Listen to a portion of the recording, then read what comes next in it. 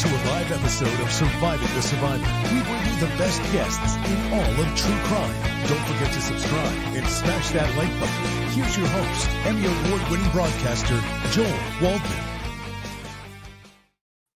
What's up, STS Nation? Welcome to another episode of Surviving the Survivor, the podcast that promises to bring you the very best guests in all of true crime. And today, my absolute two favorites. There's no, as NWA once said, there's no Samsarison. These two guys, my two favorite guests, and they are here again. This is a show that is so good. It happens every Friday. Great Scott, your true crime Phil. That's a play on Great Scott, Scott Duffy, Special Agent Scott Duffy, who was a special agent in Wilmington, Delaware, in charge, the special agent in charge. And then you've got Phil Waters, retired homicide detective, the founder, CEO, and largest shareholder of Kindred Spirits Investigations, the premier investigations company in the United States of America. And not only that, but look how good Phil looks. It is 7:30 in the morning. Phil, how do you look so good? How long ago did you wake up? About 30 minutes ago. This might be the best time of day for you because I've never seen you look so good. Scott Duffy, being the consummate husband and father, he's taking his wife and son to a concert tonight, and he's leaving early. So we have till 3 o'clock. This will be, instead of a 9-hour episode, it'll only be a 6-hour episode. So everyone buckle in. And we're going to be talking about this manhunt entering day 7. My thumbnail says nationwide manhunt. It's because I thought by now maybe this guy has taken off. They say he hasn't. He's in Kentucky. We're going to get into the weeds, no pun intended on that, in a moment.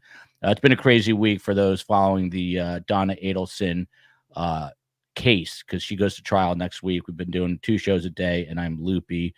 So there you go. Look at this, Scott Duffy. Since you're Irish, I must come to you first on this because it's Becky Ireland. Hello, STS family.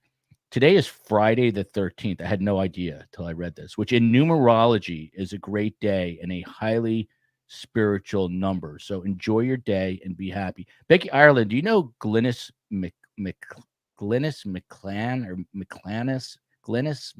Anyway, she's always a guest on Coast to Coast. She's a numerologist. Glynis McCann, I think it is. Scott Duffy, do you believe in this? Do you believe in numerology? Many people think, on Friday the 13th, bad things can happen. Becky Ireland going completely 180 degrees the other way, that it is a great day and a highly spiritual day. Where do you fall on the Friday the 13th dilemma, argument, etc.? Couldn't think of another word. Yeah, I love numbers. I'm not so sure of numerology, but I do believe there are dates and numbers and so forth that have plenty of meaning across the spectrum. So, of course, Friday the 13th, being a big fan, I would say my whole family is a big fan of the Friday the 13th, as well as anything Halloween. That's always hits home. And then is a 5-year-old too young to watch Friday the 13th? Not in my house. Okay, good. So maybe we'll watch it tonight. He's kind of tough. He might like it. Go ahead, Scott. Did not mean to interrupt. Yeah, I'm trying to figure out how. It was pretty early, and they pretty much gravitated towards the series. So, and then of course, in my world of my Christian faith and so forth, I visited a small town in Portugal called Fatima, Fatima, and so we believe that the Mother of God appeared to 3 small children on the verge of teenage years and whatnot on the 13th of every month from May to October. So it's always kind of had a special moment in my life. It's is it Lady Fatima? I feel like it's Lady Fatima. Yeah, it's called Our Lady of Fatima. So anywhere that we believe she appeared throughout the country, it's the town or the city that. So by the way, my my 13th. uncle Yeah, my uncle now has moved to Portugal, which is kind of crazy. Lives on a Beautiful. farm there. From Elsa, because I can't say her name. Anybody have any idea? Is this Danish? I have no idea what this is. Terra Koigil. Elsa, let me know since I can't pronounce your name. Phil Waters, got to ask you, are you extra cautious on Friday the 13th, or if you see a black cat crossing your path, you get scared? How do you handle the fact that today is Friday the 13th, a day that Becky says, oh, Estonia, shout out to Estonia. My mom would slap me. I don't think I could point out Estonia on a world map, but I don't know. I'll have to look at a map later. Phil, are you extra cautious on Friday the 13th because it is a superstitious day? No.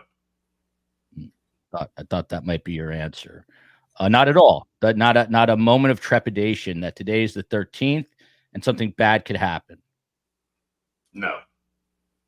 That's what I thought he was going to say. So since we have just a 7-hour show today, let's get right into it. By the way, I want to say something. I don't know if I can even say this publicly, but I'm going to. So on this, our guests are unbelievable.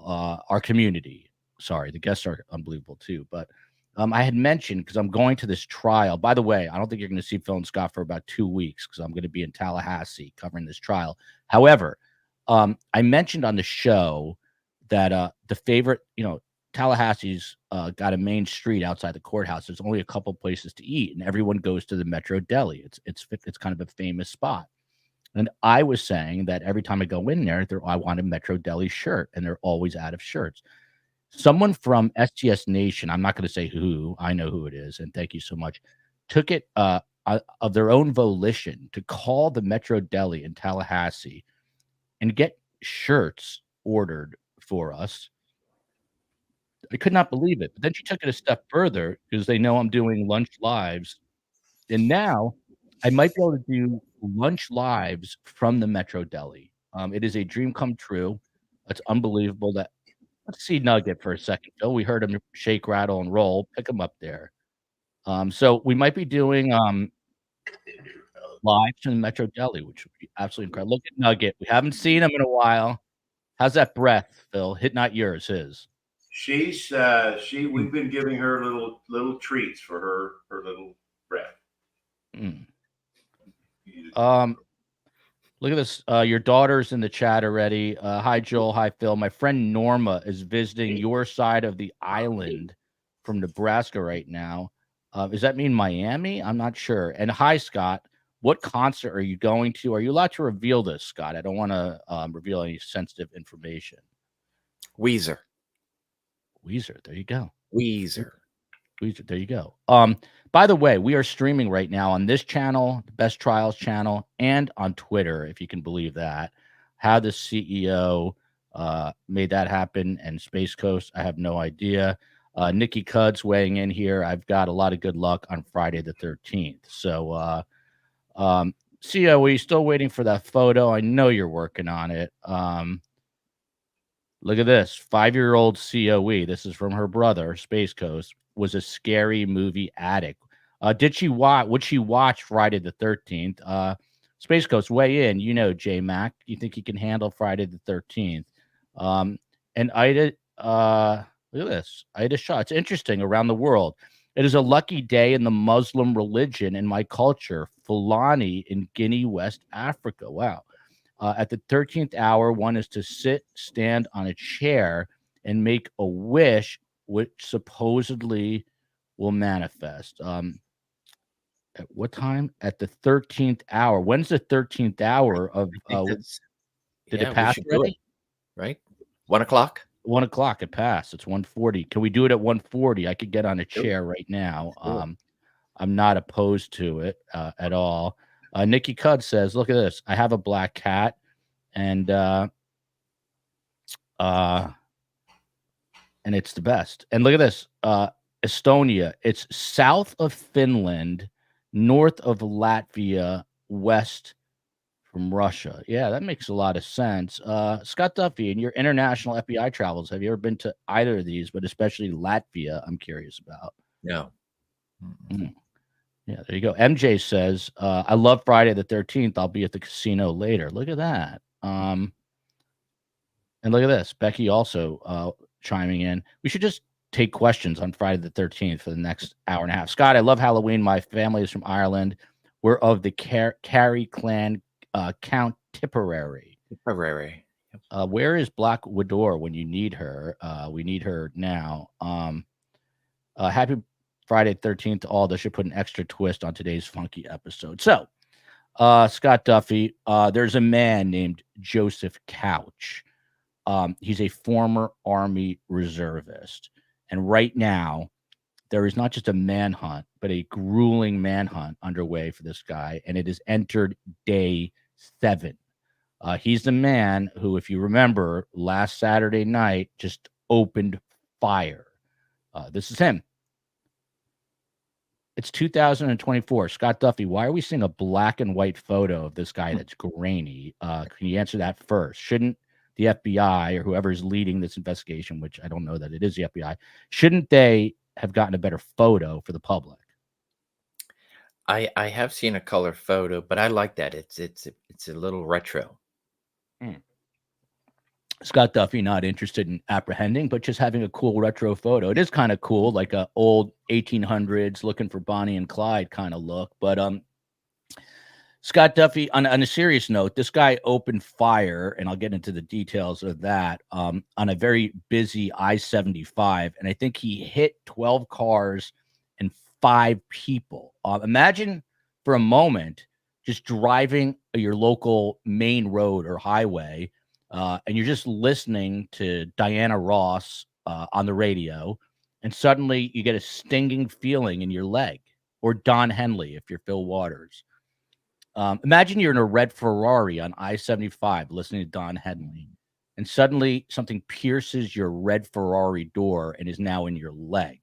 I mean, Scott Duffy, this is truly frightening. Reminiscent, I told you of the DC snipers, and then, of course, you told me you worked that case. Did it when you first heard this, did it remind you of that as well? Oh, yeah. And with regards to the DC sniper, that was early enough in my career where, we're just a couple of states away.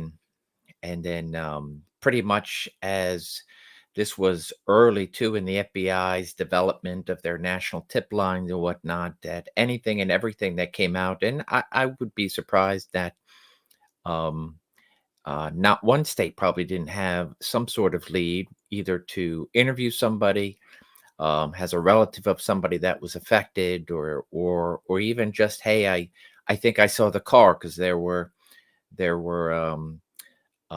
tips about early in the information, hey, this kind of car was being looked at, or be on the lookout for, as opposed to this, and there were bad pieces of information that were going out as well, which is typical in such a national and chaotic incident. But this brings me back a bit, and then, of course, we have shots fired into, just like anything else, it's a mass attack. Instead of going into an enclosed area, jumps onto a hill, a cliff off of exit 49, and then just indiscriminately starts firing at passerbys, right? And then, of course, that is chaotic in itself. And now, as you said, entering day 7, looking for Joe Couch to get this guy into custody if he's not already deceased. By the way, Phil Waters, the minute I sent him this article, being the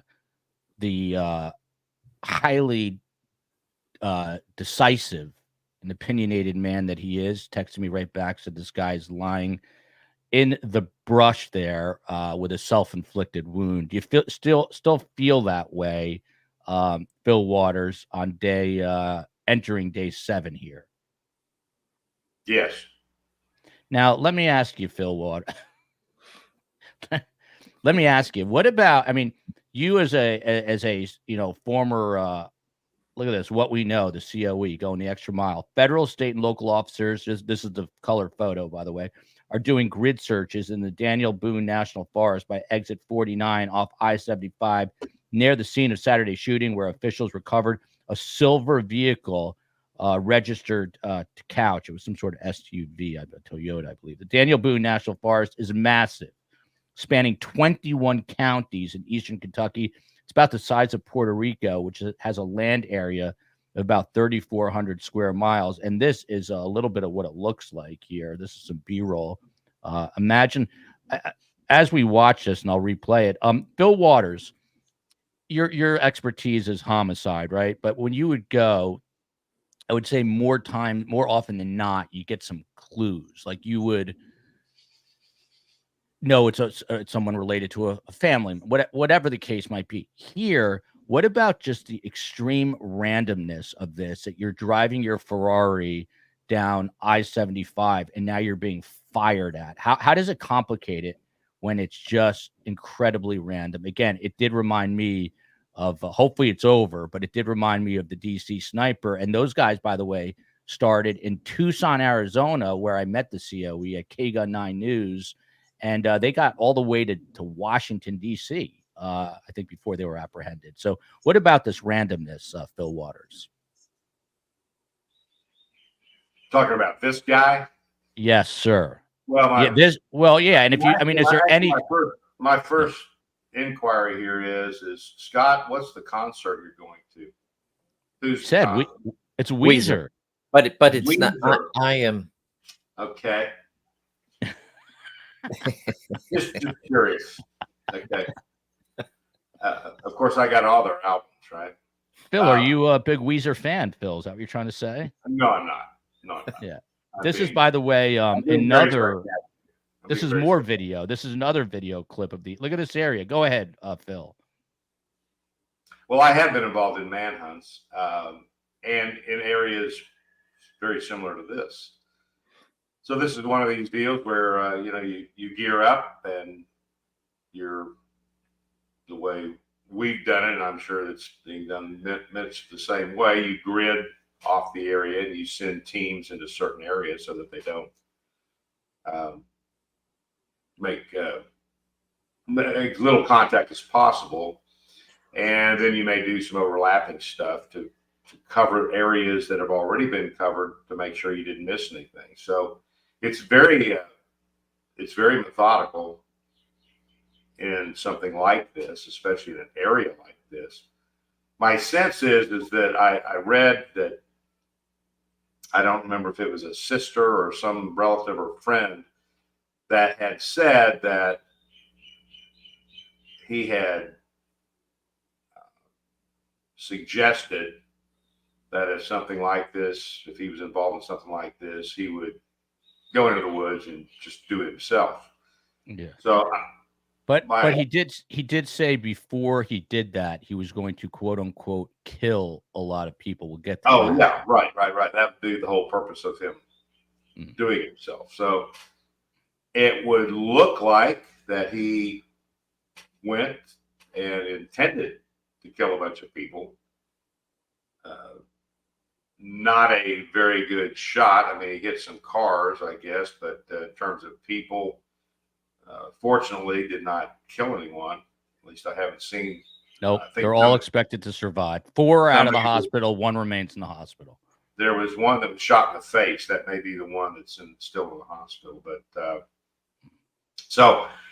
and they found this car that comes to him. So why would he not, when he's through doing his deal, go to his car and take off? So those types of pieces of evidence take me in the direction that he did what he did.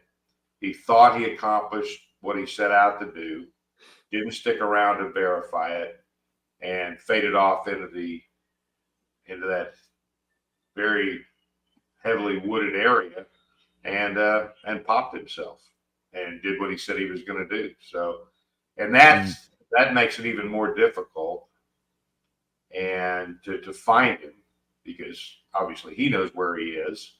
And if that's in fact what he did, then you have the natural effect of decomposition and the forest wildlife getting in there, and now he's a source of food. So, you know, I don't know what the weather is there. That will all have a part in this. If it's hot, that's going to happen quicker.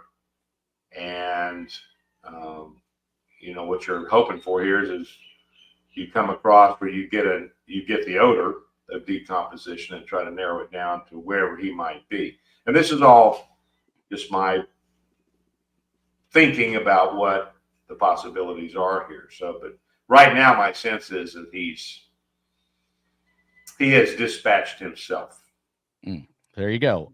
Jennifer Love Hewitt. I'm not going to bring up her comment. I just did a moment ago because I want to get to this one from Brett. But she says, Scott Duffy, as a Kentucky girl, he could be from London, Kentucky to West Virginia and never hit a main road. Do they think he's still local? Followed by Tennis Girl 101. Wasn't sweetheart she is. Wasn't Eric Rudolph on the lam for 5 years or more? Before we get back on a serious note, Phil, Don Hagerman wants to know if your Ferrari could possibly outrun a bullet if you saw the bullet coming your way. I've never known any vehicle or any person who could, in my case, could outrun 923 feet per second. I didn't know it was 923 feet per second. That's amazing. Always dropping knowledge that's on a 45 round. That's a somehow. Incredible. Okay, so look at this from Brett Fishley or Fishley. Never know. But Brett, nice to meet you. I don't think you've heard. Look at this. Vietnam. Our biggest story, Donna Adelson, she tried to escape to Vietnam with a one-way ticket via Dubai. They arrested her at the Miami International Airport. Scott seems to pop up. I'll tell you what, Phil Waters will too. On Netflix docs I watch. Question for the panel. How premeditated was this, Scott Duffy? Does he have a bag of food, a map, an old cabin he knows about? They don't know, as far as I know, but what does this do to the investigation? Listen, this guy he went out that morning and bought this weapon, which is an AR-15 style semi-automatic rifle. If you ask me, I think by the way, they found a bag, they found a backpack. So maybe he doesn't have it anymore, but what's your gut tell you, Scott Duffy? Is he prepared to be in there in that heavily wooded area? Yeah, I would like to know when this conversation happened with his sister, and then I imagine there's some other people out there that have similar knowledge of conversations he had. So, you know, I heard a percentage. I'm sure that number has gone higher. That about 93%. Let's just call this. It is a mass shooting, mass attack, and that shooters have foretold in some way, whether it be veiled or direct, and then obviously through social media, whatever platforms, and ultimately it just falls on deaf ears because we probably hear that and not sure how to take that, and so it'd be interesting to see at what part of his life, like what his mental health has been, being in the National Guard, what has he shared with those who he served with, and then of course I can tell you they're going through his digital media and any other devices he might have had and kind of get an idea of his planning. How far is this going back? Because totally agree. The very possibility, if he said that to his sister, then he executed the first part. Why not execute the second part of that? But law enforcement is absolutely treating this as if he's alive. And with that, it's very painstakingly slow because, as you could see from those pictures, wow, the thicket and then their limited daylight. So they're not doing these searches at night, especially because of the dangers of the terrain.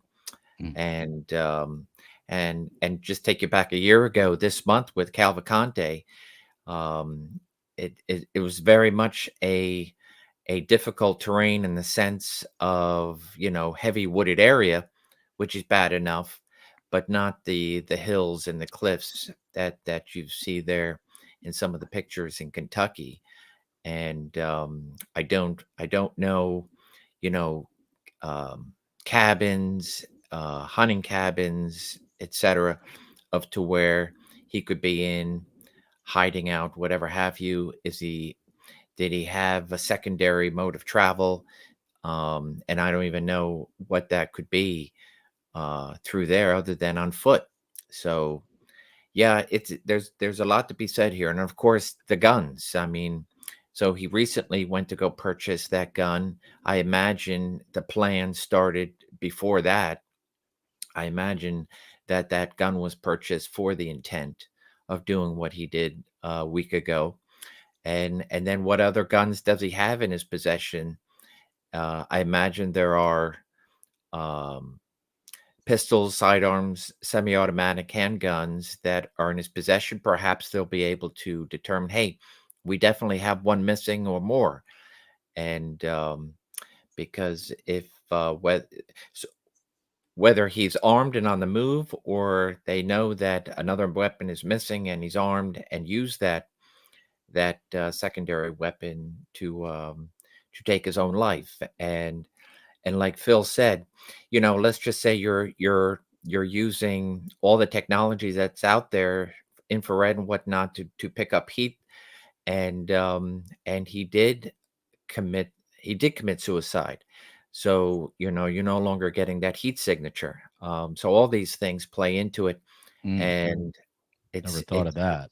it's you know doing these grid searches are good to identify areas and then continue to move out. But then they also, if he is on the move, have to post up some sort of security, so that way they can, it's like going through after a hurricane or whatnot.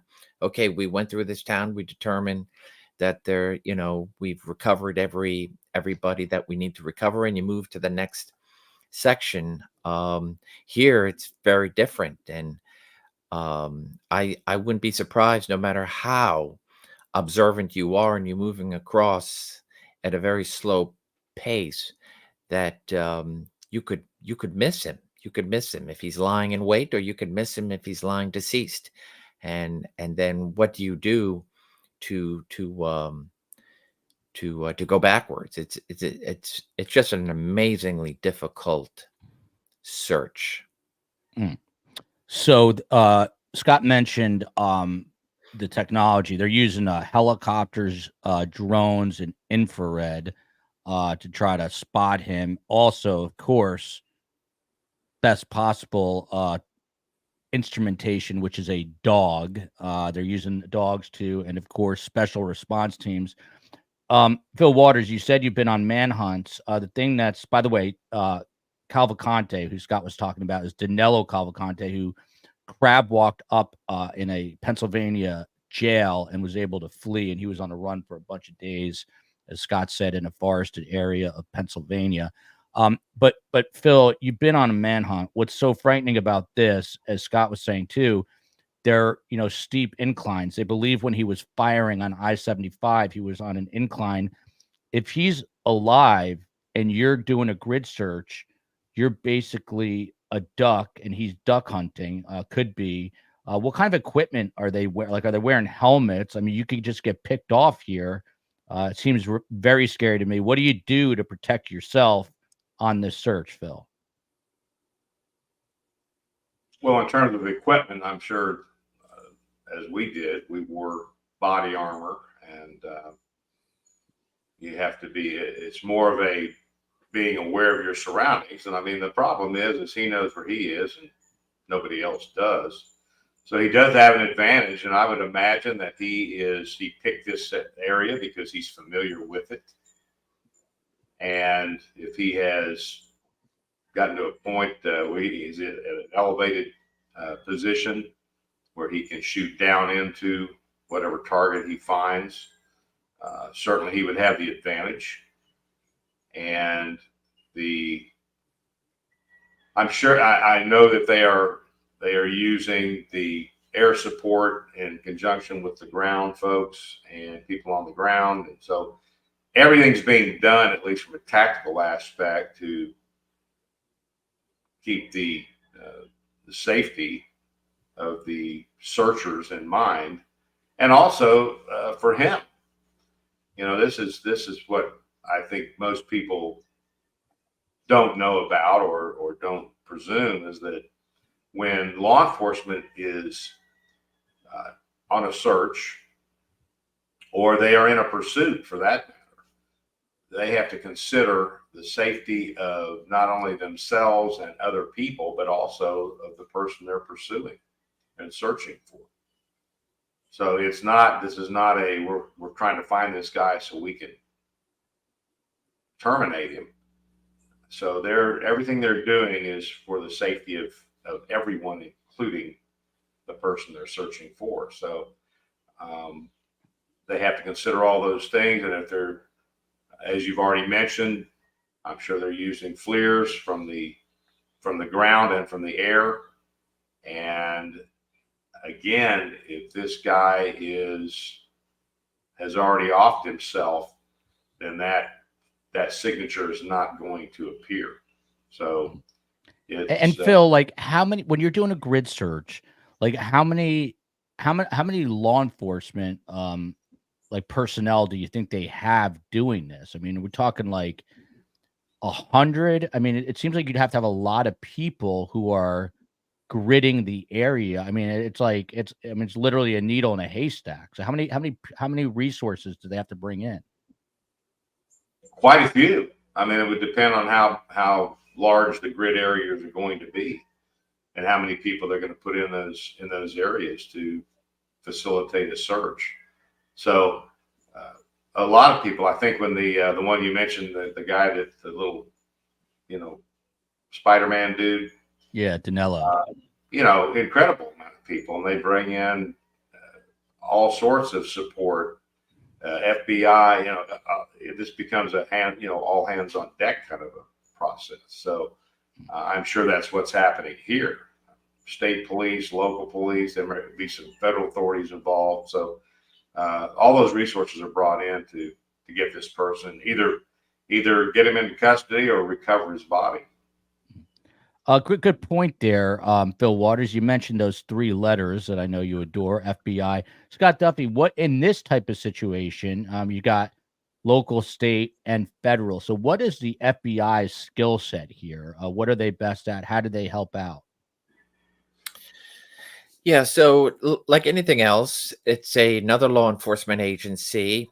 Whether it be the FBI, ATF, or any one of the lettered agencies, they bring, just like the local law enforcement, their numbers. Right now, law enforcement needs numbers, and you're talking about very taxing, not only on the day-to-day shifts of what they're doing, but then they need to cycle those guys out, so that way people are sharp and so forth. This is extremely taxing, not only physically but mentally.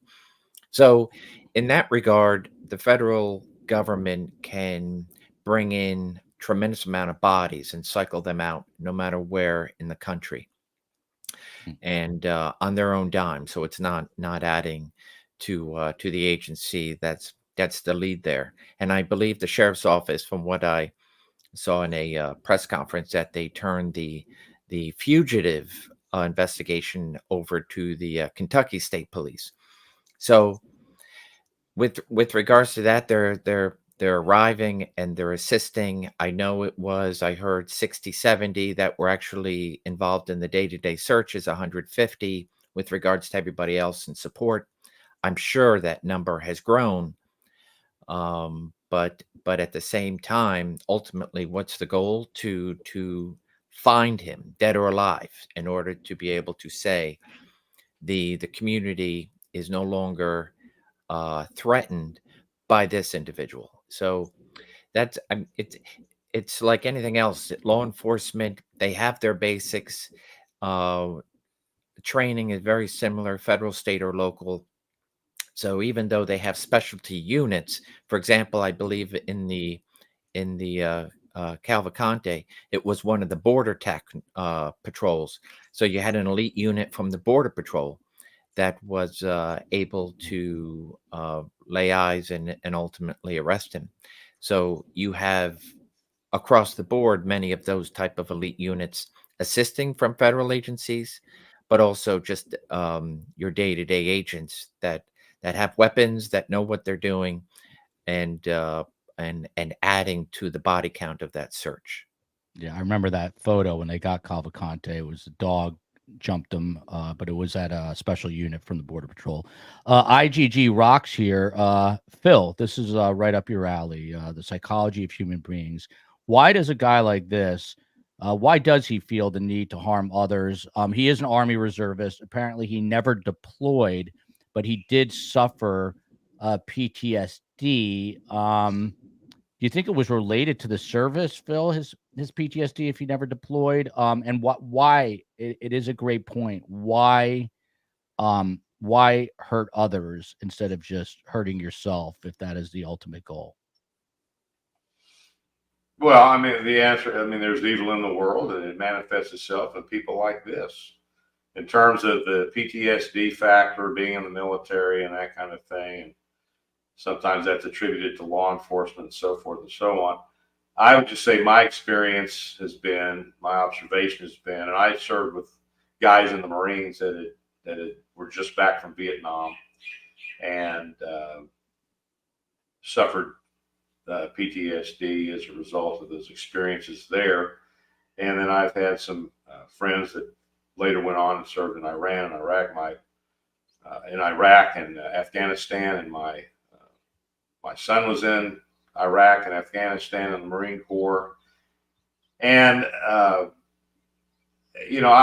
don't just tell you that those folks and people like him, my observation has been that they had mental health issues or they had problems in some way before they joined the military, before they got involved in law enforcement. And then the things that they experience once they join those particular groups just seems to increase over time for whatever reason. So when you take somebody who has got a problem in the first place and you put them into the psychological tests are given, and I know at HPD, you're not only given the MMPI, the Minnesota, the test that 800 questions that, would you rather be a tree or a fire truck, that kind of stuff. And then you're interviewed by a psychologist, a staff psychologist, and everything is done to determine that you are capable and suitable for that type of work. Sometimes people get through the system. I mean, that's just life. And they have some problems that are not revealed in a background investigation and only revealed when they come across the interaction. Because, look, the only reason you have a military is to kill the enemy and take real estate. And that's a very intense process. Even if you're never involved in it, that's what you're trained to do. And in law enforcement, you're trained to deal with all manner of people, violent people. You are taught to maintain your tactics and your street survival senses so that you can go home to your family the next day, at the end of your shift. So the intensity of the training itself can, in some people, flip a switch and they have for lack of a better term, they have a breakdown. But those things, again, it's my observation that those folks that have those kinds of things, those moments. There was something there prior to their getting involved in that particular activity regarding the military or law enforcement or even first responders. I mean, firemen, the guys that paramedics.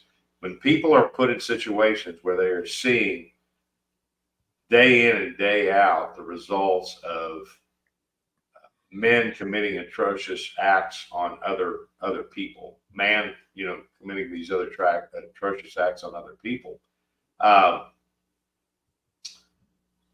it can have an effect.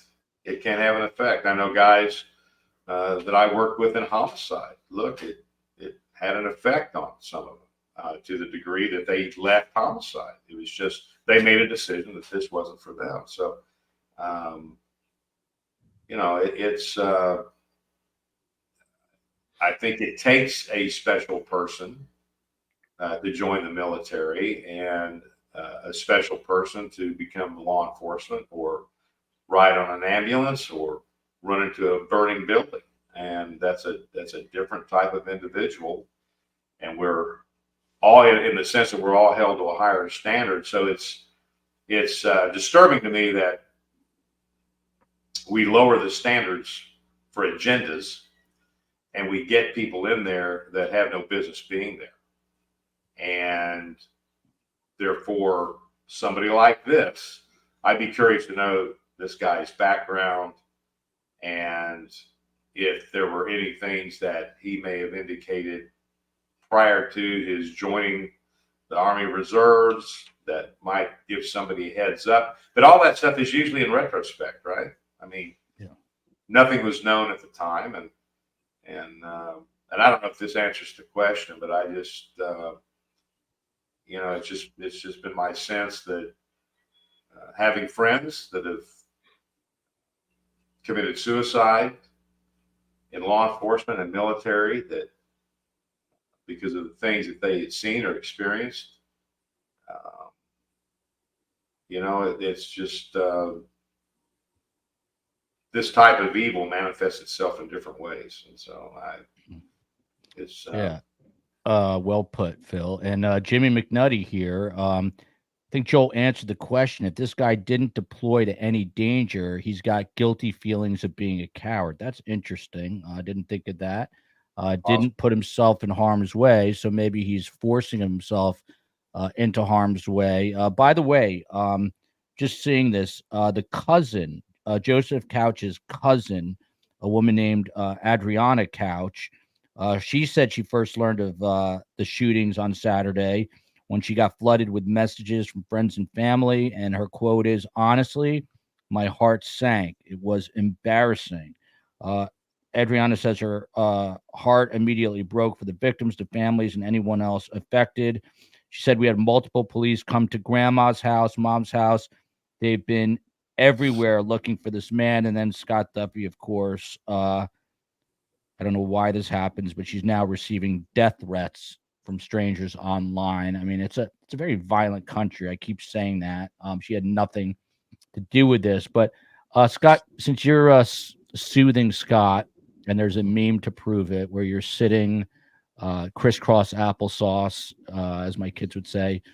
La Mesa here saying to Ned Smith, another valued member of STS Nation, she says, "I feel you, Ned. The last few times I went to the movie theater, I had a weird feeling and was looking at people beforehand. I'm 45. This is a new feeling."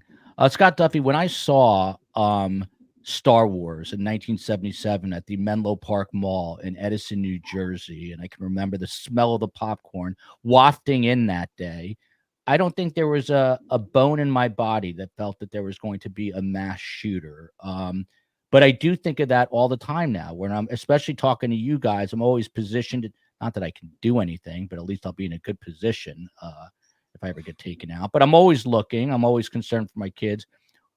What has happened to this country, Scott Duffy? Oh, wow. Yeah. That's a lot packed in there, Joel. Yeah, I need that in under 3 words or 3 words or less. No, go ahead. Praise the Lord. It's just Uh-oh. that was for Phil. You're getting in dangerous territory there, Scott. Panties in a wad. Go ahead, Scott Duffy. Yeah, so I I've always thought that everybody should take some sort of situational awareness training. Like Phil, like myself, like anybody in law enforcement, you really get a lot of good training with regards to situational awareness, just being aware of your surroundings and then having a very simple plan in your head and playing that plan.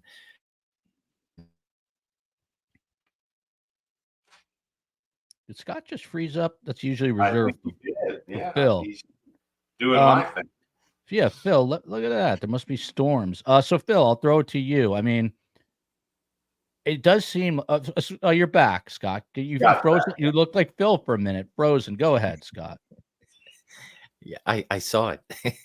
Yeah, it'd be great if he actually wasn't frozen, but just did that just to be funny. Go ahead, Scott. Yeah, so the training is good, and so it's, as we've spoken over the last year and a half, we've been together about where you sit when you go to a restaurant or a public place. We like to watch the door. We like to watch our exits. So what's been happening at least the last 7, 8, and I'm sure more years, but intensifying with regards to active shooter trainings in schools and churches and other community events. And people are now, that's on the brain as opposed to a fire drill or something like that.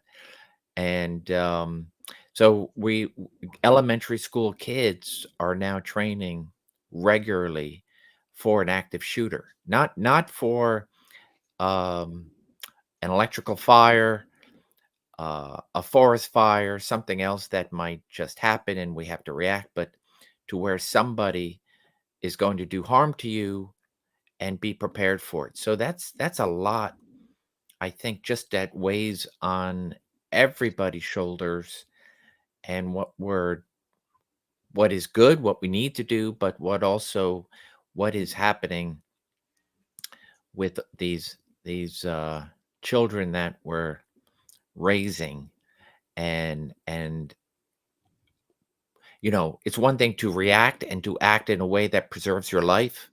Are we following up with that to provide the necessary tools for us to regroup?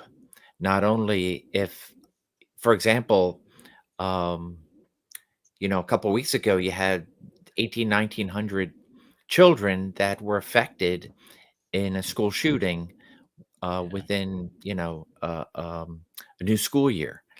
And so those children who have, from what I gather, that school had recently gone through an active shooter training, but now that they've been through the unthinkable, what is it that they're able to build upon, mentally? And so this is a very tough time, and it'd be interesting to see, as Columbine really was somewhat the birth of this, why are they increasing in such a tremendous amount as opposed to decreasing? Look at this. I remember training in elementary school, duck and cover in case a nuke hit. We never had to do that. It was a little before my time. Kids have it much worse today. It is very, for lack of a better term, just depressing. Scott mentioned school kids, and here school kids are being affected because they have actually closed schools, which are still closed in the vicinity of where these shots were fired, and businesses are they're allowed to be open, but I was reading that many of the businesses have actually resorted, if they have a drive-through window, to only doing drive-through service. I don't get what the complete logic is there, because I guess if he was out, maybe he'd have a car he could pull right up. Who knows? But they're taking extreme caution there. Phil Waters, who might as well have a psychology degree after having been a homicide detective for so many years. If this guy did not unalive himself, and he's still out there, do you think he's intent on killing again? Is it possible tomorrow night you're watching college football and you get an alert? There's been another mass shooting off another highway somewhere along this route. Is that possible? You're going to say, of course it's possible, Joel. But what do you what do you say? Well, you just answered your own question. But I mean, which way are you? Do you feel in your heart of hearts like it was a one and done, or is this guy so angry and bitter and worked up and broken that he's going to reemerge and do this again? Well, I don't know. I mean, it's certainly possible. I don't know. I think he accomplished what he set out to do, and he knows what the result is going to be, that there's going to be a massive search for him. I would think that he is more in the mode of, if he is still on the planet, I would say that his mode now is to hide, is to conceal. I don't know that he would want to draw any more attention to himself, but I mean, it's certainly possible he could go to some other location and start it up all over again. But that would just bring authorities directly to him. I mean, they're there. And unless he had another vehicle somewhere that he got into, then the presumption is they've recovered his vehicle. He's on foot. So, you gotta consider all the logistics here of his movement and what he's carrying with him. And does that mean that did he plan far enough ahead that he was going to go to different locations, multiple locations? Did he bring food with him? Did he bring water with him? Did he, so I just keep the KISS principle with these things, try to be objective. It just looks to me like he went and he did his deal. He'd already indicated a sister or cousin or relative of some kind that if he was going to do something like this, he was going to take care of it, take care of himself. And that's my sense of what he's done. So I think that if he were to set up another set of targets, I think that would have already occurred.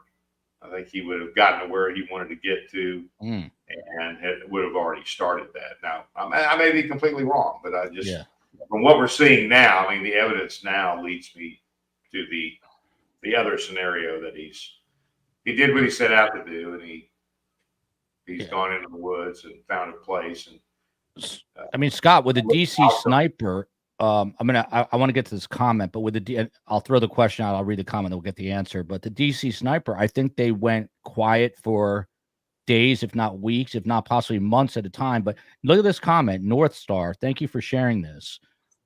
STS Nation is unreal. The people we get coming in, it's amazing. I was convicted for being involved in a mass shooting when I was 16, sentenced as an adult, and served 17 years. Being on the other side of the situation as a teen perpetrator, I'm still ashamed.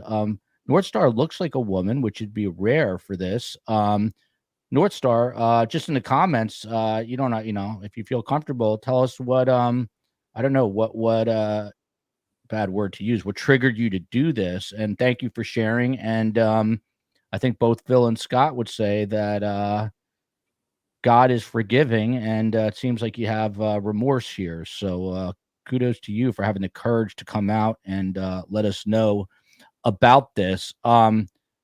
Scott Duffy, they would go quiet for a long time, the DC snipers, right? The so-called DC snipers. So do you agree with Bill that he would have acted again, or is it possible that he's just kind of like regaining, his footing, and he'll strike again? What do you think? Yeah, so I think the similarities between the DC sniper and this Kentucky shooting are similar in the sense that they were by or on a highway, but I think there's a definite difference. So your mass shooters, even though it's very hard to pattern them because they're across the board between ages, disgruntlements, mental health or not mental health. So it seems like mass shooters, school, businesses, whatever have you, um, are across the board different in the sense of genders. It seems like every aspect of a background, culturally, gender, have been involved in a mass shooting in the sense that it's not just like an FBI profile.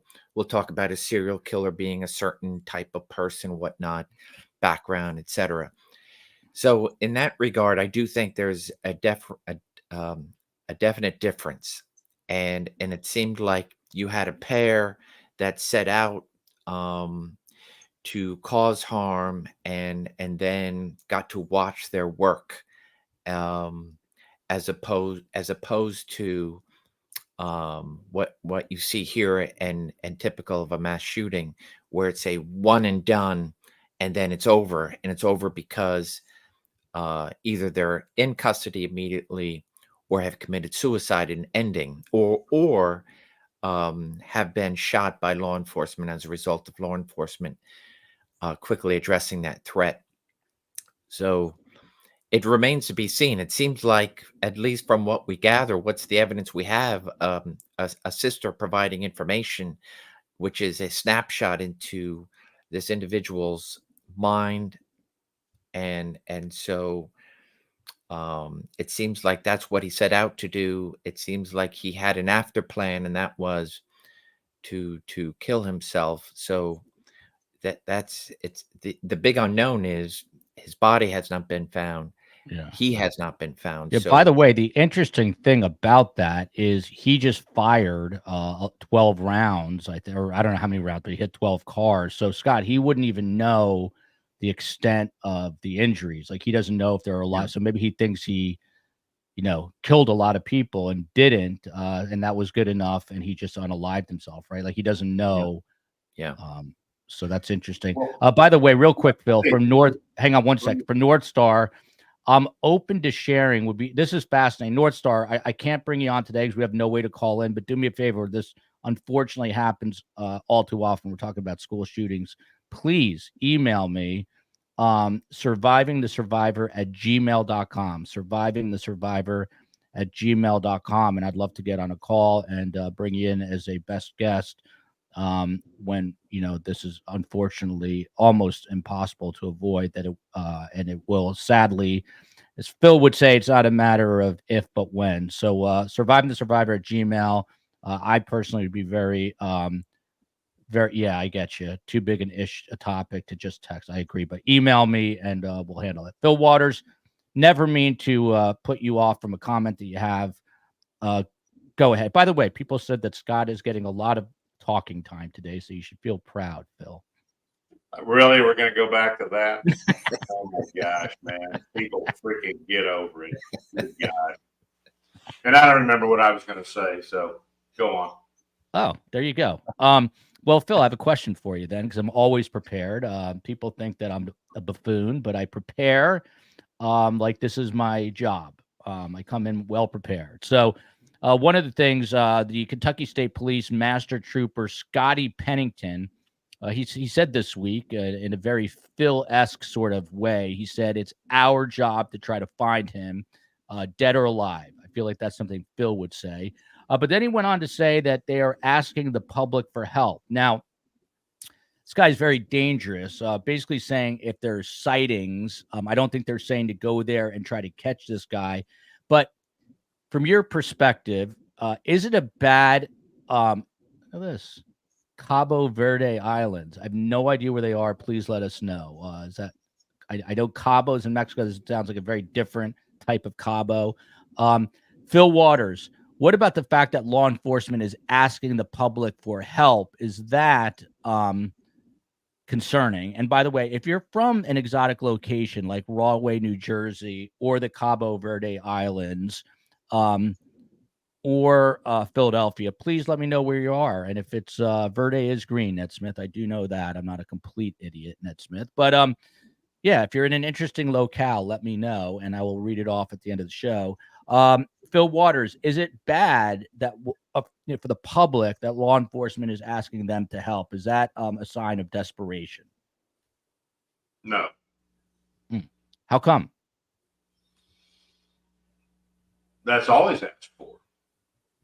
I mean, the community provides those eyes that law enforcement doesn't have available to them. So any information that they garner from people who see things, it's the old, see something, say something. So that's standard. That's SOP for these types of operations. And what I was going to say was, you mentioned, Joel, that 12.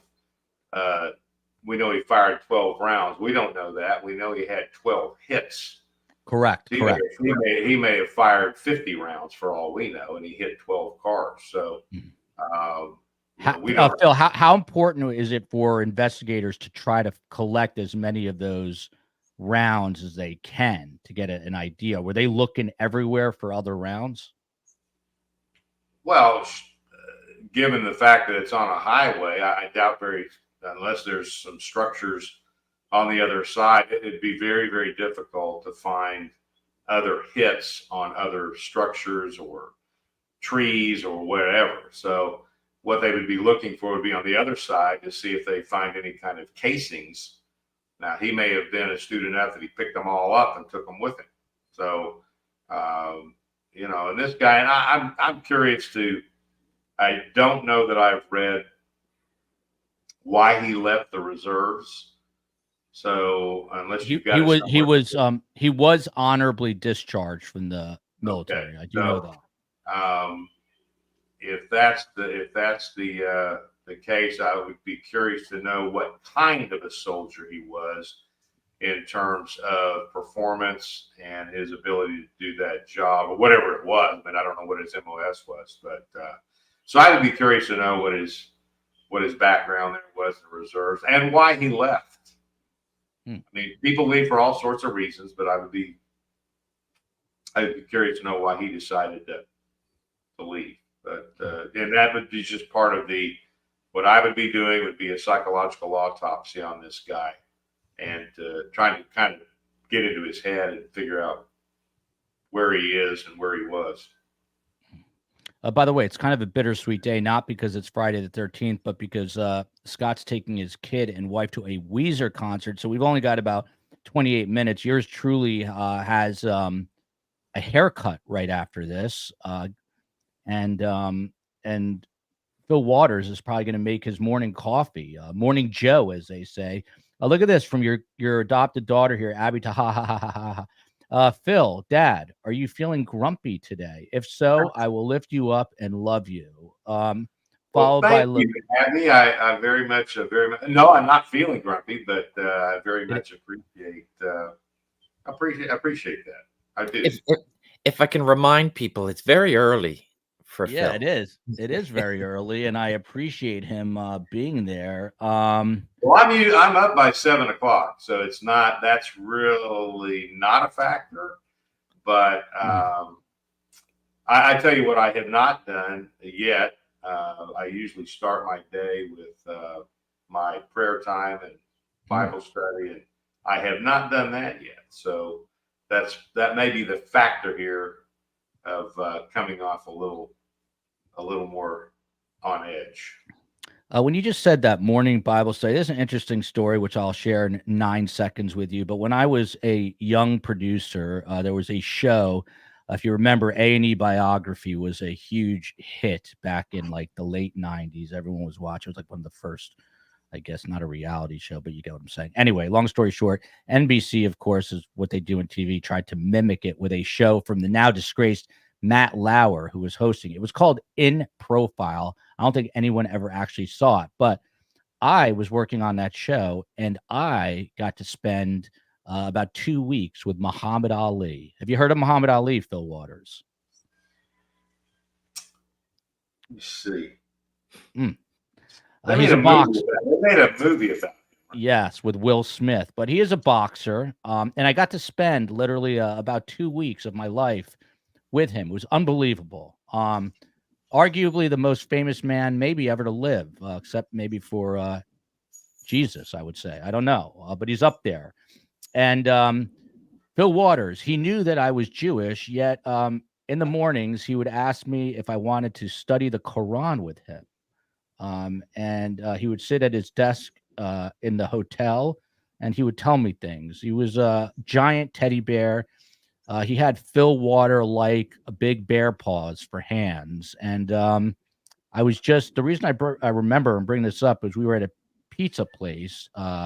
Shout out to Anthony's Pizza here in North Miami, and my son was with us, and Grandma Carm, and he had no idea who Muhammad Ali was. So there you go. That is my Muhammad Ali story, and I've got the pictures to prove it.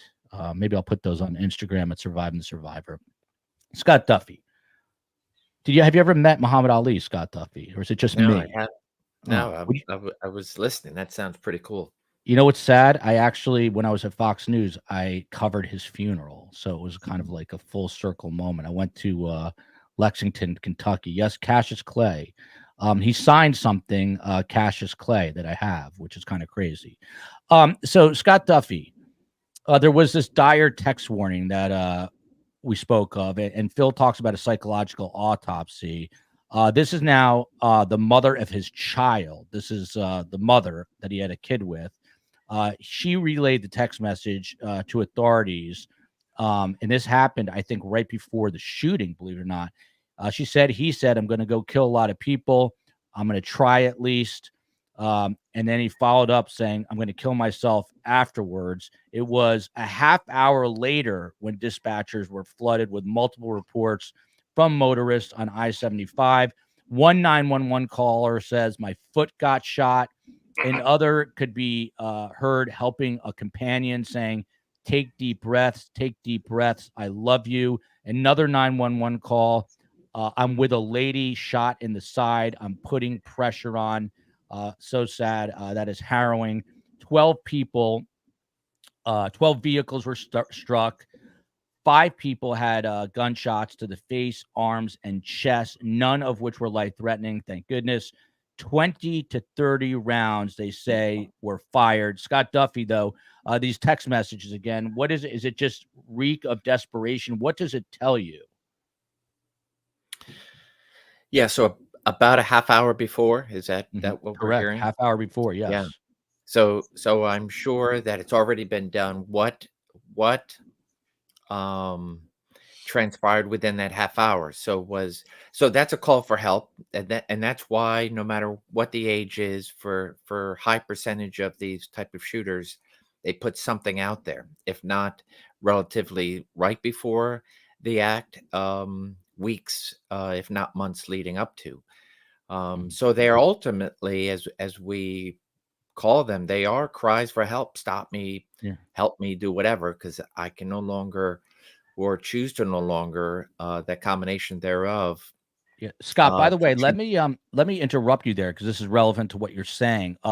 In the weeks leading up, as Scott just said, his neighbor spoke out. One neighbor said he went in his house, he grabbed an AR-15, which is allegedly what he bought that morning, maybe a different one. So that leads you to believe maybe he has 2 AR-15s because he reportedly bought this other gun that morning. But he went in his house, this is the neighbor's quote, grabbed an AR-15, pointed it at mine and my daughter's direction, and said next time he would shoot me and my daughter. So naturally, I went and filed charges on him. They dismissed it because they never notified me that there was a court date. He's threatened more than one person with a firearm in the neighborhood. This is, by the way, the most disturbing part of this whole story. Following that incident, he said that 3 family dogs were found dead on his property. 2 had been poisoned. So this is just giving you a more robust picture of his psychological frame of mind. I mean, what does this tell you? That this is happening weeks before he's reported, allegedly killing dogs. It's crazy. Yeah, it's it's time and time again that we hear of these stories, and if they're ultimately being dealt with in a vacuum, that, hey, that in and of itself is not that serious, so it kind of gets looked over.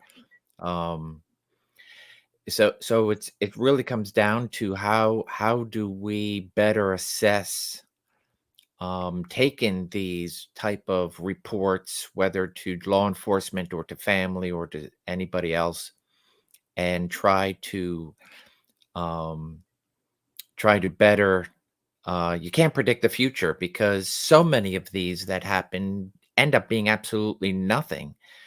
But the few, and they are relatively few, but they exist. How do you better assess what to do with this type of person who's committing these acts, escalating acts, in and of itself may not be charged, or if they can be charged, are not going to detain somebody, and then of course continue on that path. So it really is. I'll choose the word the multidiscipline, where it is law enforcement, but law enforcement is so restricted as to what they can do with individual acts, um, combined with some sort of community mental health, to where you can address, hey, is this somebody that if we don't do something, could it will we all be looking at this the day after a mass attack to say, I wish I could have, should have. So it really comes down to, um, I don't think we have that answer in place yet. I don't know what that answer is to address these type of situations, to where you can put an end to it. It's not news because nothing has happened. It's almost like going when the post 9/11 commission came. You have this mass attack, that there were many droplets of pieces of information that if were looked at, maybe you could have prevented or intercepted. And then, of course, we live in 23 years later, we don't know as a public how many incidents of terrorism have been stopped. We just don't know. Um, and they are not news because they Mm, never happened. yeah. So very Well, much that's like this is a very complex, and needs to be addressed as a complex situation, to where it's something that goes beyond law enforcement. mm. By the way, for those just tuning in, it's going to be a little abbreviated show. We got about another 17 minutes before I have to let Scott go, and we go to get a haircut. Scott's taking his kids to a Weezer, wife and kid to a Weezer concert. But sadly, this is breaking my heart. I think it's going to be probably 2 weeks before Scott and Phil and I are back, because I'm headed to Tallahassee for the Donna Adelson trial. And then it might be the Jewish holidays the following weekend. So this could be perhaps the longest hiatus. I don't know. But if I can fit in a Phil and Scott show and they are able to accommodate, we'll do it. But it almost breaks my heart. I can't even talk about it because I could break down crying. This guy, we're just going to put a bow on this one. Ida says the lone wolf is the most difficult. This guy was an Army reservist from 2013 to 2019. He was a combat engineer before that, honorably discharged. He never deployed, as I said, but he did suffer from PST. He made those terroristic threats I just read back in March. There is a $35,000 reward for this guy. If you see this man, call your local police, call any authority, and let them know that you've seen him. And the public does help greatly in these sorts of cases. We're going to move on quickly now, so we also can get Phil and Scott to give us our final thoughts before we say goodbye for a little hiatus here. Phil Waters, remember the story about the Chiefs fans who were found a few days frozen and dead. Well, now there's news. The lawyer for the homeowner, a guy named Jordan Willis, the people who died were David Harrington, Clayton McGeeney, and Ricky Johnson. It was a whole weird thing where they were watching a game, and then people said it was the homeowner, this guy Jordan Willis. Well, Jordan Willis's attorney has been making the media rounds, and he said that they are expecting an arrest in this case for felony homicide. However, he said he does not believe it is his client, Jordan Willis, the homeowner. should we presume that this is going to be some sort of drug dealer who they have traced this back to? Is that what's going to happen? I think so. I think that's where that's headed. You know, they tried doing that in Houston at one point, arresting drug dealers for people using what they sold them and killing them and so forth. I think I understand it, but I think that's a really high level of Did you ever do that in your career where you prosecute somebody for that? When you sell something to somebody and they're buying it for their own personal use, and this is the result. I don't know. That's going to be difficult to prosecute. I think because there's no intent. I mean, the drug dealers, and I'm not defending drug dealers. I used to be one in my other life, but undercover narcotics. He was the real one. Yeah. So, but I dealt with those people, and trust me, their motivation is money. It's not to provide their clients stuff that's going to kill them. They don't want to kill their clientele. So I just, in looking at this type of thing objectively and seeing that attempt was made in Houston there was a bad batch. I think it was heroin going around that was mixed up with some stuff that shouldn't have been in it, but it was killing people. And, trying to prosecute the drug dealer because of the result of the person who, in a willing way, took what they sold them and it killed them. I don't know. I just think that's a real high bar to get across to prosecute somebody for murder. So if they do it, good for them. But I just think that's pressure from the community, from the families, and so forth and so on. And the sad part about this is they went after the homeowner.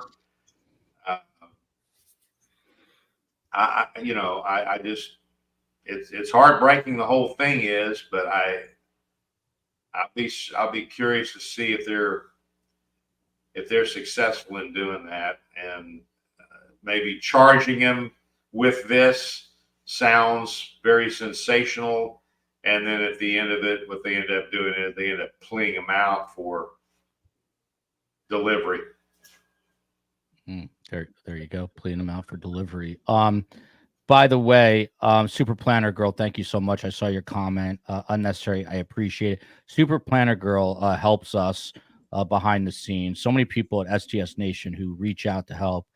That's why it's the sign over my shoulder says best guests on this side, better community on this side. That's my Edvard Munch, The Scream. It's a little statue, a wooden statue. And next to it is my Keith Morrison. You can't really see his face, but that is a Keith Morrison candle that I light when I need extra. You're not sitting on Keith's face right now. No, that's over here. Okay. That's my throw pillow. I just thought you might on these. Look how real that photo is. On these SDS Fridays, I just thought you might have it. You might be sitting on his face just to show respect for Keith Morrison and these true crime podcasts. Scott, I'm going to bring up this next comment for a reason from Linda Mon. I'm so glad she brought this up. Have you ever done pigeon pose, Scott Duff? You look like you would. It's where you kind of lay with your leg like a chicken wing and you lean forward. It stretches your glutes out. Feels fantastic. I'll send you a video of me doing it later. And you can practice at home. But the reason I bring it up today, you never know what's going to happen in the Waldman household. I can guarantee you this, though. Every time I ever went anywhere for Fox News, the second I was in the plane or gone, there was some sort of catastrophe back home with the COE. One time the door blew open. The SWAT team was at our house. COE called the police. She happened to be wearing very little clothing, and so the entire SWAT team entered, and then more guys came in. She was hanging out with them. Another time, my daughter fell off our bed at a very young age.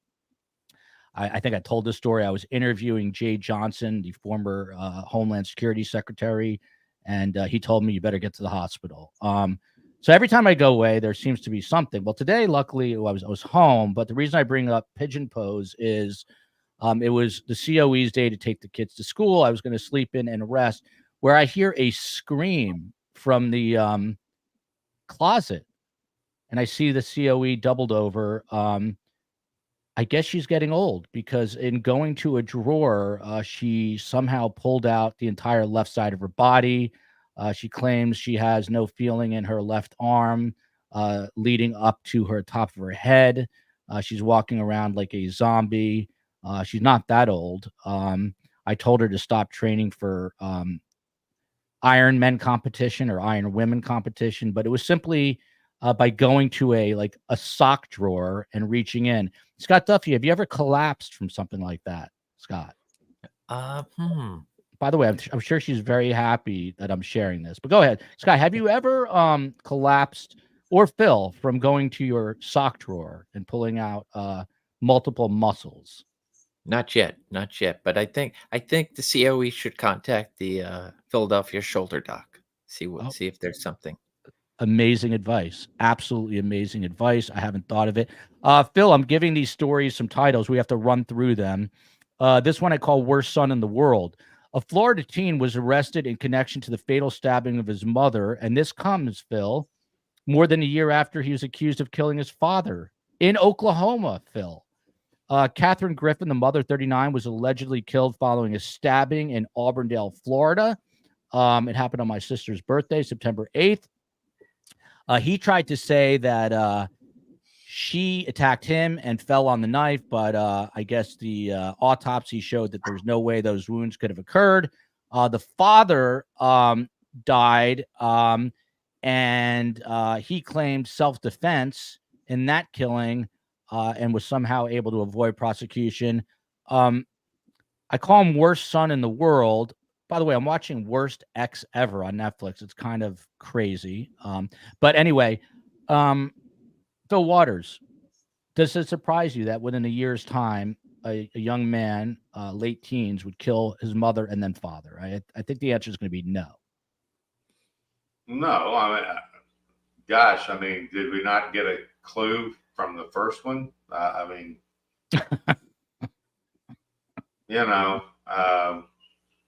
And I don't know if you're going to bring it up very quickly, because I know we're getting ready to bug off of here, but the evildoer got to change of venue. Yeah, going to Boise. I'm going to go to that trial. And as a result, he's also got a new judge. So yeah, a lot of when we talked about all of this back when we were talking about it, I know that I think Scott, my observation was that's what was going to happen, and that's what needed to happen, a change of venue to get it out of that Moscow area. By the way, this is a great idea. You should reveal the Phil pillow. We know you have a pillow. That is genius, Vanilla Rose. I've got to get a pillow. I'm going to get a pillow. This is North Star on a serious note, who said she was incarcerated for 17 years. For the record, STS community, no person or animal was physically injured, thankfully. But I take accountability for all the emotional and psychological injuries my actions caused. Why does STS showing? We're streaming on both channels. I'm not sure why. Just do whatever the COE tells me.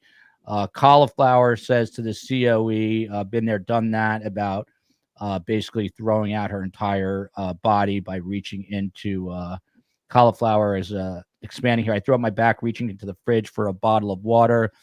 Scott Duffy, a very quick comment on this, and then we'll end with a couple of less disturbing stories. This is a high school teacher in California.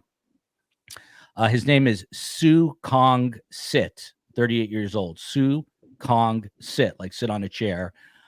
Just sentenced to, I believe, 17 years in prison, supervised lifetime supervised release once he is released from prison. he was filming young children in his school, and then it got to the point where they found things on his computer, very young kids involved in very hideous acts. What's wrong with the world, Scott? This is a school teacher that's supposed to be teaching kids, not filming kids. Are we just ruined as a society? That's a broad, simple question. Your take. Is our society destroyed? Is that a simple yes or no? Yeah, basically. California. Let's Hmm. California is. Let's just leave it there. Let's move it along. That's very disturbing. This is an important one, Scott Duffy, because this is we've talked about this before, but now an Indiana Uber driver, he's accused of, I don't want to use the word because it's a triggering word, but doing something very untoward to a woman against her will, and then murdering her. His name is Francisco Valadez. He was arrested on suspicion. Scott Duffy, on a serious note, what do you advise the majority of whom are women who watch this show? What do you advise before they get in an Uber? Should you take an Uber alone? People are probably getting in an Uber today. How do you know you're safe in there? Yeah, and I know that it's at least in my local community, say my name as one of those added features. It's kind of everything coming to full circle: situational awareness, making other people aware of your travel in twos if you can with a buddy. I would say with regards to an Uber, it's as there was a similar tragedy with a drunken female who got into a car thinking it was her Uber driver. And of course, it was just somebody stalking and just lucked out, took advantage, exploited the situation. So in regards to the specifics, if you order something such as an Uber or hired driver, just ask the questions.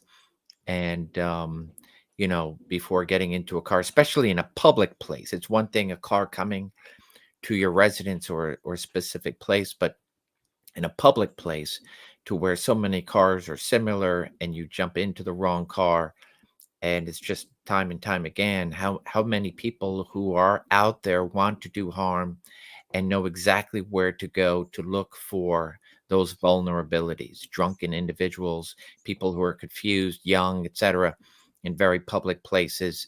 And then it just so happens to be somebody gets in the back of their car and it's like, wow, this is my day. Just to know, bad people, very bad people exist, and they are around us and can be defeated with some simple situational awareness practices. And I'll add to that bad people, correct me if I'm wrong, Scott, because you're the expert, bad people don't always look like bad people. In other words, Absolutely it could right. be a very clean-cut looking Uber driver. Is that right, Scott? Who looks like he's polished, tells you that he has a PhD. Yes. Yeah. Who are you picking up? Always ask. That's a good piece of advice. Space Coast. Phil, this is totally off the beaten path. And another story, and then we're going to say goodbye. The world is scary, Space Coast says on the West Coast. I'm never leaving my condo again. The problem, Space Coast, is you've been hit with about 8 million earthquakes. 4.7 hit Malibu just the other day. My question to Phil, is the big one coming to California? Do you expect that we're going to wake up one day in the very, very near future and they're going to say like 8.7? And then I'm going to have to crawl to California and look for my family, who will all be safe. But is the big one coming, Phil? Oh, I have no idea. Oh, and by the way, did you see the story of the former Miss Switzerland finalist? No. Who was murdered by her husband, who then dismembered her and pureed her and put her and pureed her, put her in a blender. Yeah. Did that surprise you, Phil? Did that surprise you? It surprised me in Switzerland. I have a very good friend of mine I have a very good friend of mine who. If it happened in Nebraska, he wouldn't bat an eye. Well, he's a homicide cop. We're about the same age and experience and so forth. We retired about the same time, but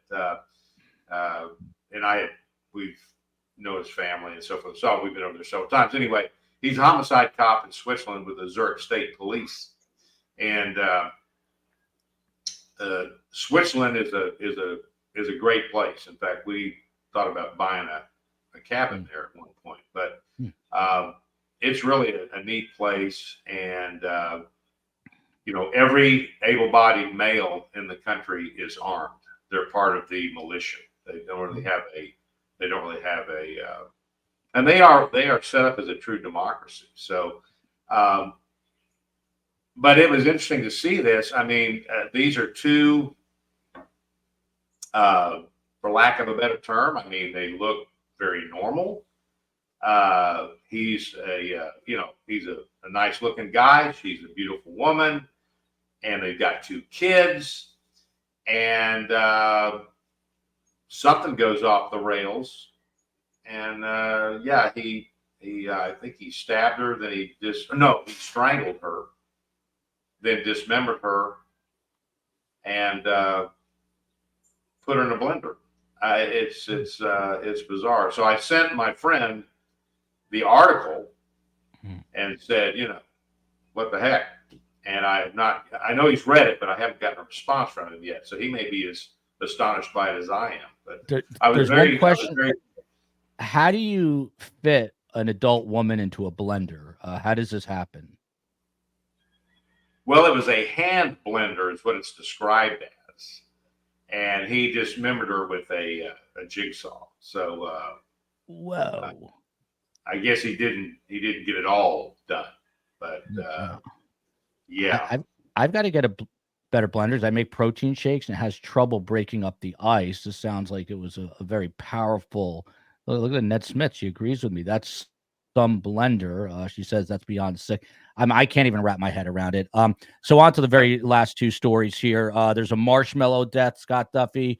This is a sad story. This is a mother of 2. You've heard of Kobayashi and Joey Chestnut, the hot dog eaters? Yes. You heard of them? Yeah, the Coney Island hot dog eater. There was just a live Netflix show. Shows you how healthy our country is. Well, didn't Joey Chestnut get booted by Nathan because he's eating veggie hot dogs or something? Yeah. So by the way, but he just got hired by Netflix. Which is a sacrilege. Veggie hot dogs. Yeah. Oh my gosh. He just ate on Netflix live. I think he ate 83 hot dogs in 10 minutes. But this woman, Scott Duffy, 37 years old. She is a mother, sadly, on 9/11 of all days in Wales, of all places. She put too many marshmallows into her mouth. She collapsed and died at the Bordeaux Rugby Football Club. They're now looking into the antics and how to go about doing this so no one else dies. Have you ever heard of a marshmallow death, Scott Duffy? Does this surprise you? Okay, first. I'm not okay, sure. well, let me tell you what to be. Let me tell you what to be ready for. The lawsuit from the family against the marshmallow manufacturer. Get ready. Even in Wales, you think they'll do that in Wales? Get ready for that one. I'm just telling you. Yeah. Look at this. Abdusalam Farah. I'm 54 years old, and it seems every year humans are going lower than before. Abdusalam, I would have to agree with you wholeheartedly. Scott Duffy, I lied. We're just going to fly through this. There's an elephant at the Bronx Zoo, by the way, that my dad grew up right next to the Bronx Zoo. My dad always begged him to take me. One year he did take me. It was November, and the only animals I saw were pigeons, because in the winter they send the animals down to Florida. I saw pigeons and squirrels. It's one of my fond memories with my father. So there's the elephant. Happy the elephant lives there. They say he's anything but happy. Animal rights activists say that, and by the way, he was born, I think, in like the 70s. So he's been around a long time. He lives with Patty. Suddenly, Happy has gone missing, and the zoo says he's fine. He just doesn't like to leave his enclosure. And animal rights activists say they're just trying to hide the fact that he is clinically depressed that he just doesn't want to move. He hates his enclosure. Should they free Happy the elephant, Scott Duffy? Well, but and in custody since the 70s. Yeah. Yeah. I I kill mean, him. Yeah, it's gonna be yeah, it's gonna be like Yep. Shawshank Redemption. Yeah. What would Happy do Yeah. if he left the enclosure? Yeah. I mean, it's this is relatively recent, right? But Happy the elephant enjoyed life for decades. I mean, Mhm. it's yeah. I would say releasing him into the wild is not a good thing for him. Devastating. Finally, a last story is super interesting. Can't get into the science of it all. I'm sure Phil read this. They're saying these are seismologists, the same people that would read an earthquake in California, but different. They say that last September, if no one heard this, this is a wild story, that in Greenland, there was a tsunami that was 650 feet, a 650-foot wave, and the tsunami lasted for 9 days. The most interesting part about this is there's not a single person on planet Earth that we know of who witnessed the tsunami. No one saw it, but this is a remote part of Greenland, I guess. But it's called Ella Island. And it was triggered, they say, by basically a glacier landslide. So, Phil, if you could imagine a pot of water and you drop a big ice cube and it creates a ripple effect, this was a glacier dropping into a body of water, 650-foot tsunami. If shooters on I-75 are not coming to get us, they are blaming this on climate change. Is it the fact that Phil Watt? Are we just finished, Phil? Should we just go out today and just enjoy life, spend all our money, do whatever we want because it's just game over? I'll let you have the final thought. Then final thoughts, and we got to say goodbye because I got to get to my haircut. And he's Well, gotta get I to would his- just say, look, folks, I'm hoping praying that everybody has a great weekend. And it's always interesting to me. Anyway, because people will go nuts if I say what I'm thinking. But yeah, it in your so head, I Phil. guess we're going to be separated here for a couple of weeks, right? Yeah, So, that's so sad. Very sad. I'm very saddened. well, that's good. I'm glad we got this last one in. And Scott, and enjoy your Weezer concert there. I'm the driver. Oh, you're just taking him to the Weezer. Yeah. So I'm you were gonna- not. Are you a yeah. Weezer fan? Were you not invited? I You want to know, know. I'll put it this way, and I know one of the early comments was from a Weezer fan. What's my favorite song? I don't have one. I've heard them. My wife went to the same high school, same years as the lead singer, so there is a Connecticut connection. But otherwise, no, I'm not. My youngest is a fan. My wife's a fan. So I'm dropping them off, picking them up. I'll be swirling the city for a couple hours. That's my. What do you? I could ask follow-ups there. So, like being an FBI agent in that area, well, Phillies, you must know Yeah. people, Scott. Like you just go hang out at another agent's house. Like you cruise around. You got places to. No, I don't. go? I have no plans. So I'm unless somebody's listening and says, yeah, stop by. Well, maybe I Philadelphia plan- shoulder surgeons. God, does Phillies in town tonight? Phillies are in town. So it's one of the reasons why I'm just going to drop them off, and then pick them up. Look at this. Elephants need companionship. Phil probably knows here in Oklahoma, we have a place for elephants in Hugo and an elephant graveyard too. That's, by the way, Carm's favorite animal in the world is an elephant. I'm a wheezer when the cedar is blooming. She wheezes from allergies.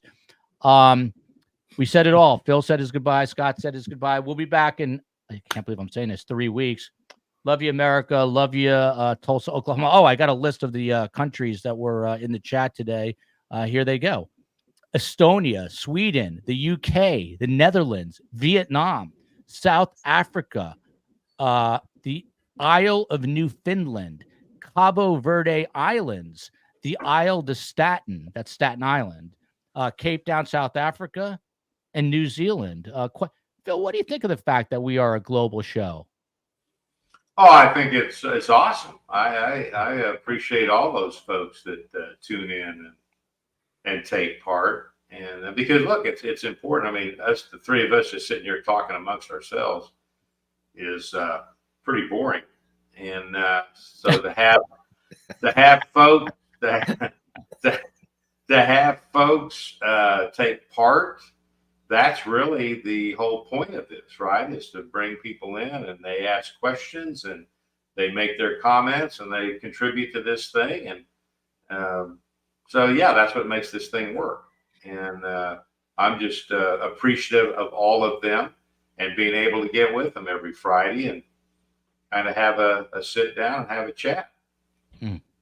Well, listen to this. Starting to the COE is hosting a show on Corey Richins with Gigi McKelvey of Pretty Lies and Alibis. And I'm just forgetting who the other person is. Forgive me. But the COE will tell you. Who is it? I'm just blanking. I'm on an information overload. I apologize greatly. And Tuesday, Monday, Steve Cohen and I are driving up to Tallahassee. Tuesday coverage begins with jury selection in the Donna Adelson trial. I'll be doing the mornings, lunch lives, afternoon court session, and then evening shows every day. See you then. Love you, America. Have a great weekend. And aloha, mahalo, all those other things that you Hawaiians say.